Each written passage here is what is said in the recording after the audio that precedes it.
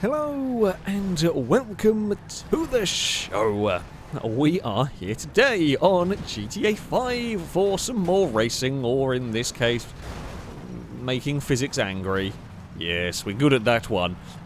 We've got a new car. This is the Boar. It's essentially a Subaru Brat, which is very cool to have. Not a vehicle I ever expected to see on GTA 5, I'm not going to lie, but it is very cool to have it. So yeah, we're going to go racing. I believe this circuit is kind of a bit of a multi-surface race. We've got a little bit of concrete. It's based around the airfield, but I think we sort of cross through some of the grass, and there's some jumps. So yeah, we're not going this way. We're apparently rolling Nine Tails over. Sorry, Nine Tails. There's already shenanigans. Shenanigans are afoot. Doesn't really take long for us lot. Let's face it. Well, I did. I got on the brakes to not murder Impega, and then we were pushed into Impega anyway. So a little bit of murder did occur. It's fine. It was only a little bit of murder. God, I'm gonna try and get the vehicle through all of that. Right, we can go back into single file. It's a bit dangerous going too wide. I feel like you lose quite a lot of time, or Impega's drifting the Subaru. That is very sideways, and then we almost got ourselves into trouble going through that section. Danger Man is about. We're on to the beach. We're going to try and cut underneath.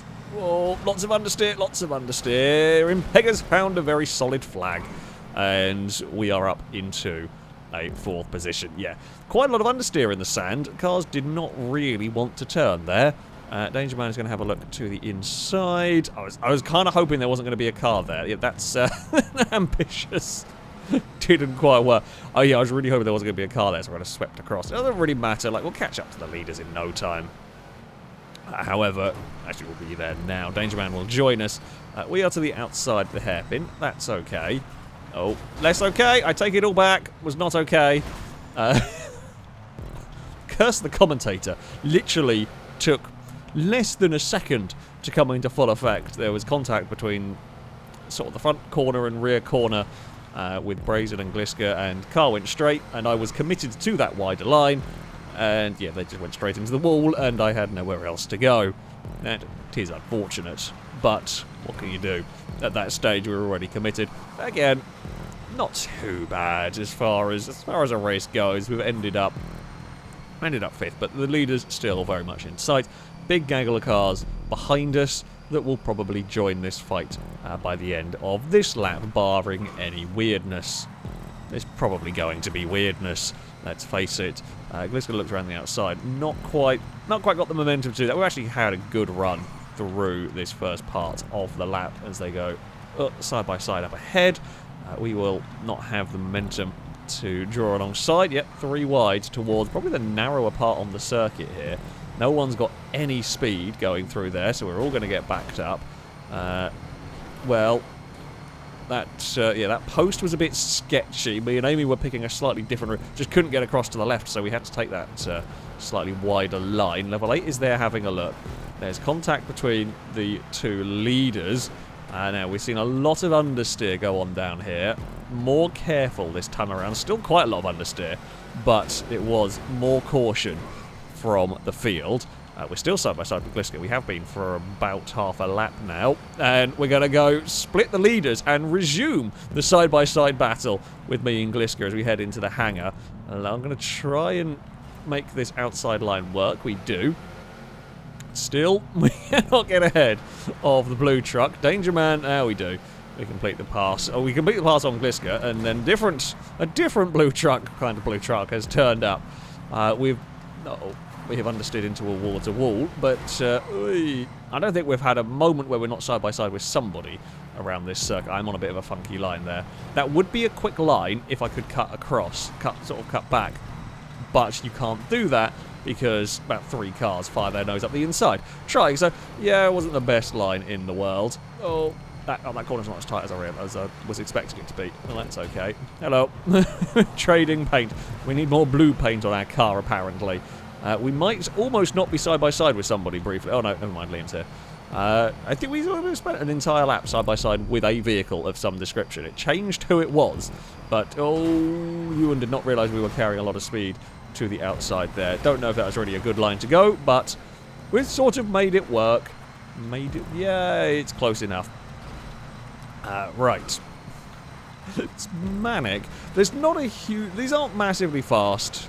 There's not a huge amount of grip out here on the dirt. Oh, Danger Man's almost got into trouble. Don't really want to go side by side through here if we can avoid it. It has cost me a little bit of momentum. Liam's not really going to have much in the way of options there, though, so he's just going to have to follow. Oh, don't. We're all pushing it through that corner. Liam was definitely pushing that one hard. Almost got in trouble. We got a bit closer to the truck, sort of the trailers there, than some of the others were going for. Now, remember what happens on this corner. You get a lot of understeer on the exit. We've had a good run. We've had a very good run through all of that. I will take it. And that promotes us up into third. We could even resume the battle with Gliska. Well, level 8 gives a bump draft. Amy is to the inside. We will pass all of them into the hangar, and we will take the lead of the race. As a lot of the brats have turned up here. This is going to get hectic. Someone is about to have a very big accident. I mean, it was a biggish accident for level 8 and Ewan, but I think they're mostly recovered from that one, surprisingly. Yeah, Ewan, maybe you have to work. Yeah, that was surprisingly well controlled from everybody involved. It's when it gets to this stage of the race where the entire... So you kind of have the start, and things spread out a little bit, a couple of mistakes are made, everything spreads out. And then by this point in the race, you've generally got about everything has kind of clustered back up again. Then there's likely to be a bit of chaos, and by the final lap, you will... you might keep this till the final lap, and then chaos. Chaos is going to happen.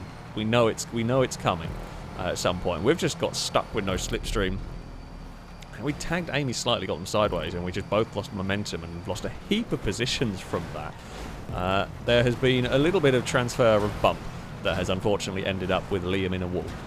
It's so busy. How do you pick your way through this? Every time, like, I want to try and duck underneath a car, and then two other cars go in different places. We're now 3 wide through a section where we probably shouldn't be. We've got momentum, but no space. Yeah, there's no good way. Oh, Ninetails has ended up pointing the wrong direction as well. That's unfortunate.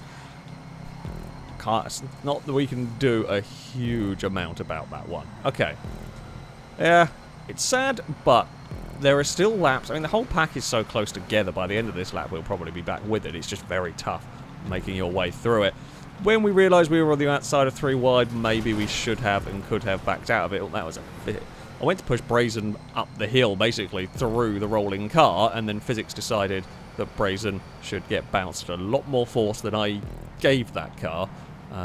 Wide. We are into the hangar. Liam is going to cut underneath. I don't mind that too much because we've got slipstream on the exit, which will probably work more in our favour than anything else. Although that grass bump there when you have slipstream is quite dangerous. Gliska with a tremendous roll. Didn't see what kind of caused it, but it was a hell of an impressive roll.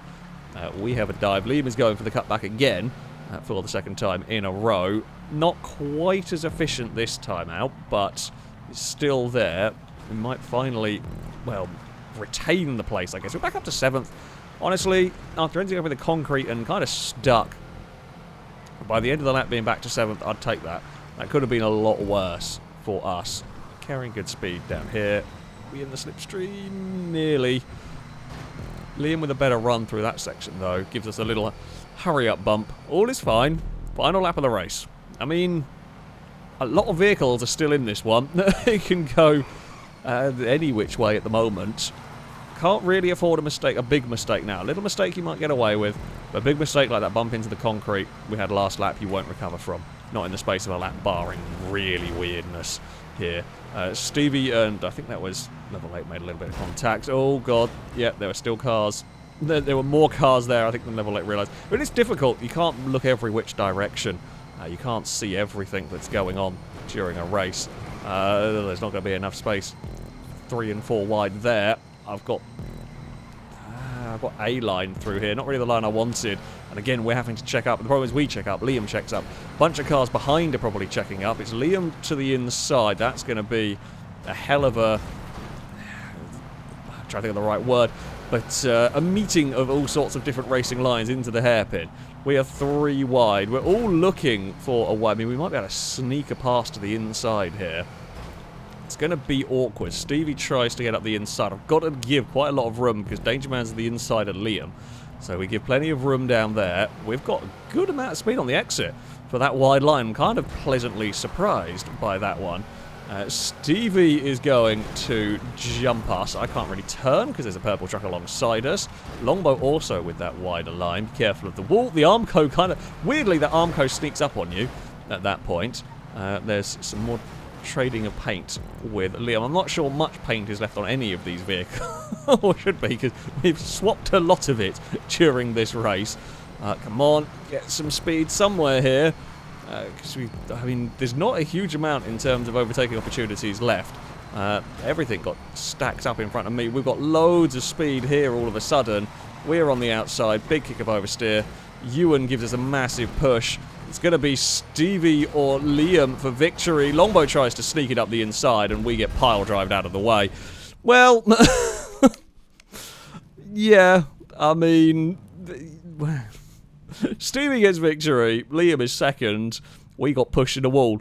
I don't know who was to... Yeah, Longbow just flung it up the inside. And I don't know, someone else got pushed into me and we got pushed over the wall. And we finished on our roof, which is very fail-racy at the end of the day.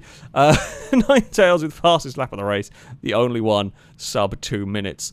It's a good fun race. Vehicles are pretty good. Not amazingly fast. Not ridiculously good handling, but they are fun vehicles to go racing with, which is always good. We head on to a second race around this circuit. We have got the retinue rear-wheel drive small and light car. Could be chaos, I think, is the best way to sum up how this is likely to go. It was quite mad with the boar, to be fair, so yeah, this should be entertaining. There's definitely going to be some slidey Ford Escorts or some motorbikes. That's something I didn't really think about, but my car has already shown signs that it might want to be a motorbike. It's probably going to show some more around the course of a race, but there we go. There's been a bit of a spin further back. Thankfully, we have managed to avoid that one. We managed to stay out of trouble. We're going to try and carry speed through these sections, get close to the wall as you dare, without actually bumping into anything. Chris had a look. It's not a huge amount of room for an overtake through there. Your best bet might be to... Oh, okay, I was trying a different line down there, and there's a hell of a bump on the wide. Okay, don't take that approach. I was trying to go for a sort of a wide line and swing in, but no, it's really bumpy out there. I'd rather do that on the first lap. Okay, maybe a little bit silly experimenting from the lead, but I'd rather do that on lap 1, figure out what, you know, we can do, what we perhaps... what we can't do, what we can't get away with, because it'll be useful on the final lap, essentially. We only lost a couple of places. Haven't fallen out of the lead group, so that's all good. These... oh, crap. Good spotting from level 8 there.